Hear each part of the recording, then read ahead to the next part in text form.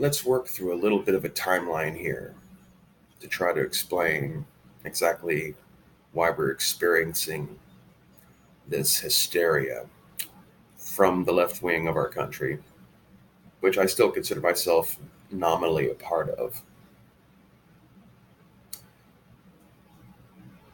Back in 2012, maybe even at 2008, I want to say, but I'm not quite as sure on my memory on that. And I prefer to operate off my own recollections as opposed to relying entirely on using Google all the time. It's not only good for your own memory development, but everything on the internet's kind of questionable origin in its own way, and it's always been that way from the very beginning.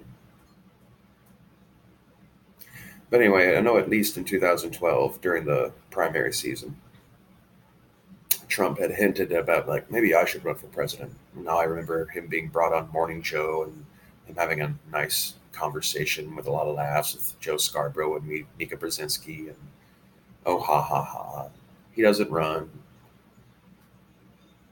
Obama gets elected. Years later, we get up to 2016, new election, and media decides they really enjoyed doing all the historical presidential first coverage of having our first black president.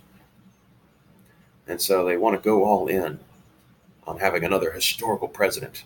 Well, what should we do this time? A woman, Hillary Clinton. She's already set up. She's got brand name recognition. We could do this, guys. So they go all in on Hillary. And then Trump runs, comes out and makes his announcement, says some shit about building the wall, which I think a lot of people kind of misunderstood. But it gave them the media a little fuel of like, oh my God, we can tie him with racism. And several members of the media, I remember, especially those of the news comedians variety, openly saying that they should encourage coverage of Trump so that he can win the Republican primary in order to be able to guarantee victory for Hillary because Trump is so toxic.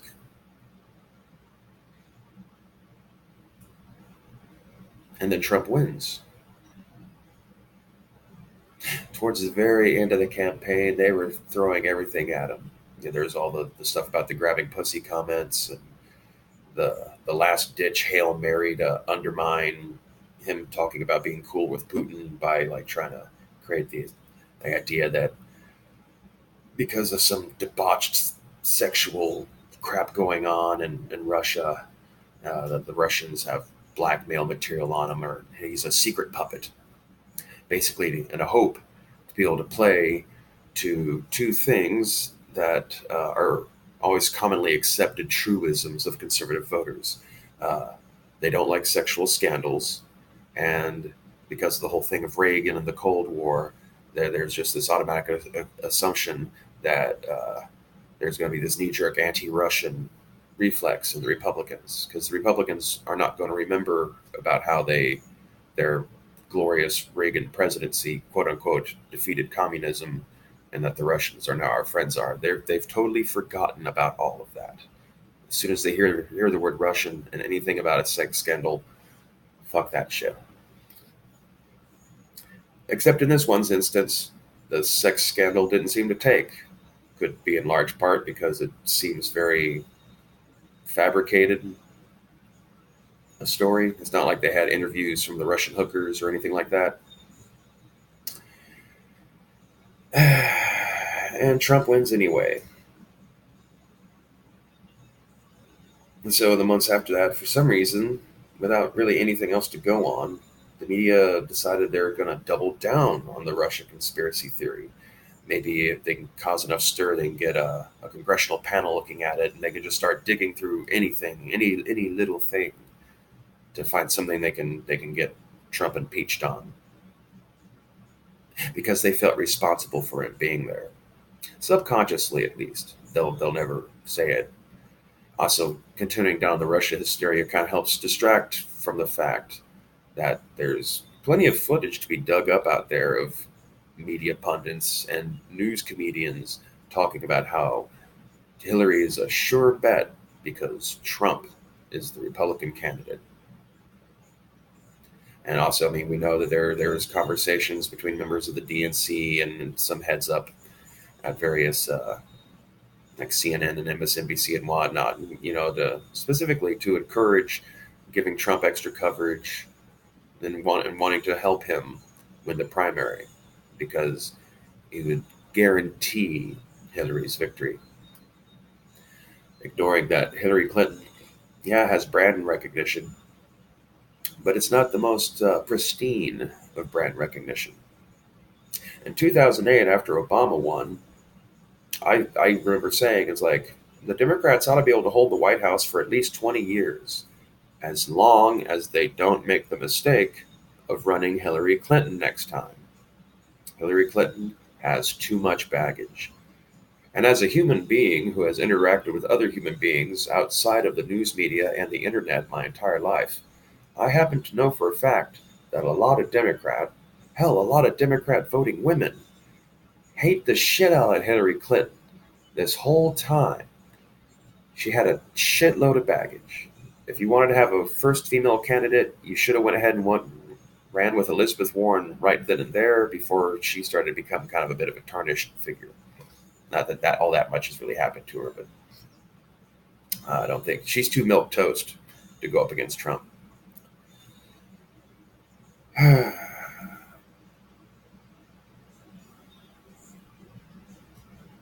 So whether entirely true or not, like I say, they feel subconsciously responsible for that.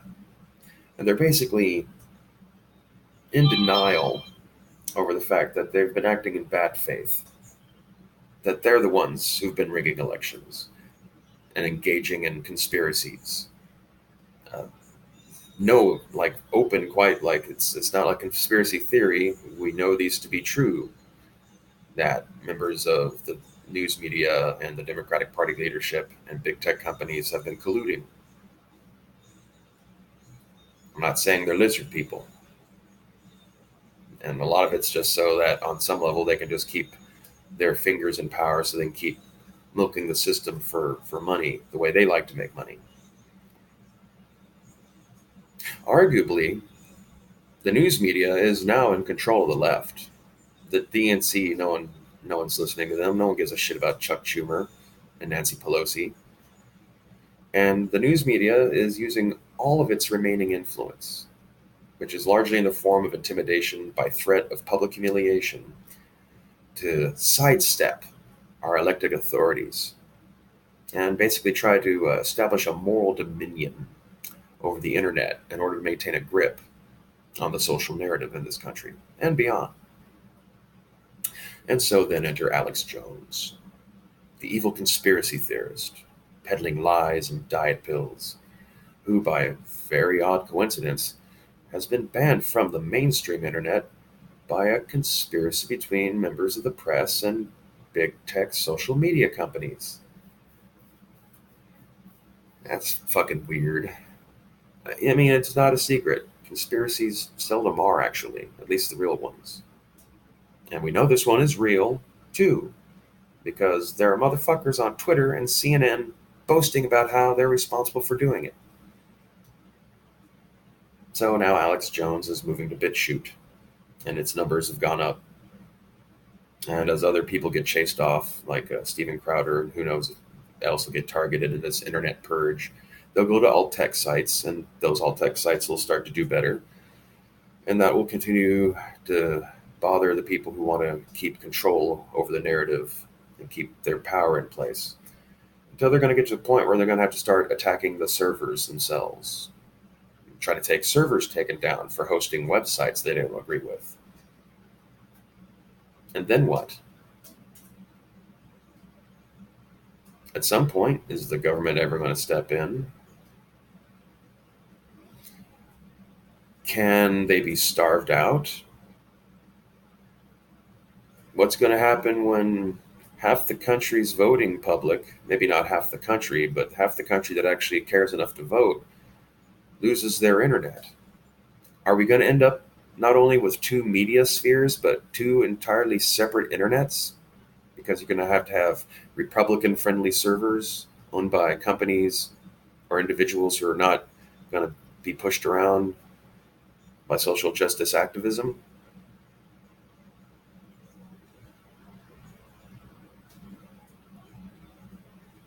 Right after Trump got elected, I remember trying to convince a few people who looked at me like I was a madman that what was going to end up happening is that the social media was going to be shut down or neutered to a point where it's kind of useless and not at all what it was that was attractive to people in the first place. And maybe they're not doing that exactly. It's more of the selective, they're just going to attempt to just purge off all the undesirables off social media. But that's still a tremendous market of people who've all been trained to be addicted to all these data devices and get their little rushes of oxytocin or whatever the hell it is every time they get a notification that someone liked their post. They're not going to want to let go of that. They're just as much addicted to this shit. And that's a lot of money to just be leaving on the table. What I really think we're moving towards is in the same way that there's this new faux socialism on the left. They're not real socialists. They don't really understand socialism, but they know it annoys the opposition, so they call themselves socialism. And in doing so, they are slowly adapting more and more socialist things, but they're still really capitalists and cynical. In much the same way that they're racists, but they adopt all this anti-racist posturing so that they can appear to be the good guys. It's all an act. There are some genuine dupes amongst the followers who really do believe, and they're the people I have sympathy for because they're well intentioned, are just trying to be good people. And that's why I don't like it how either side makes these blanket statements and accusing the other of being evil or even calling each other enemies. You're not each other's enemies. You're not different tribes. You're the same people. We all emerge from the same random selection gene pool. As much as we try to convince ourselves that we're locked in these philosophical arguments, or that even that in terms of stuff like race, that like, oh, we just our little corner of the gene pool. No, the entire gene pool is mixed together. We have no control over the randomness of who meets and fucks and gets pregnant and has us. We could have been anyone. To me, I think that's the real essential thing about what real equality is. It's just knowing that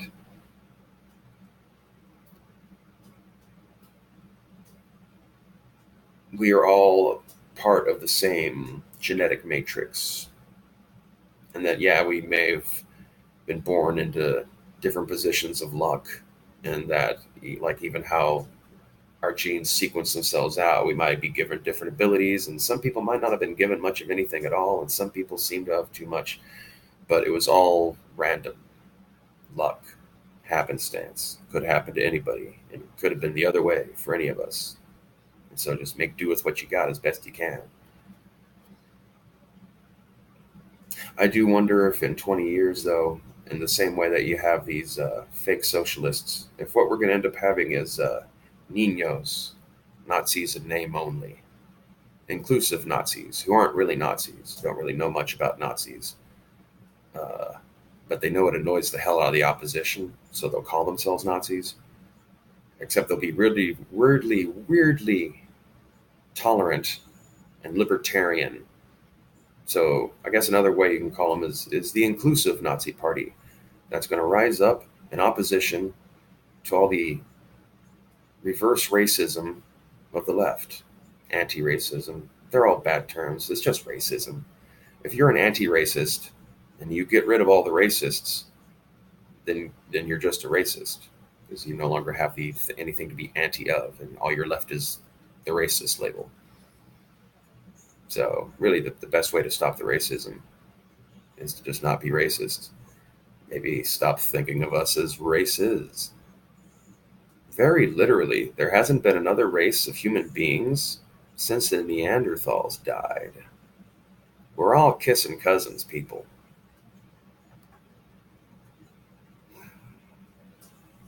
I guess I'm going to be banned from the internet now. Oh well. It was nice knowing you.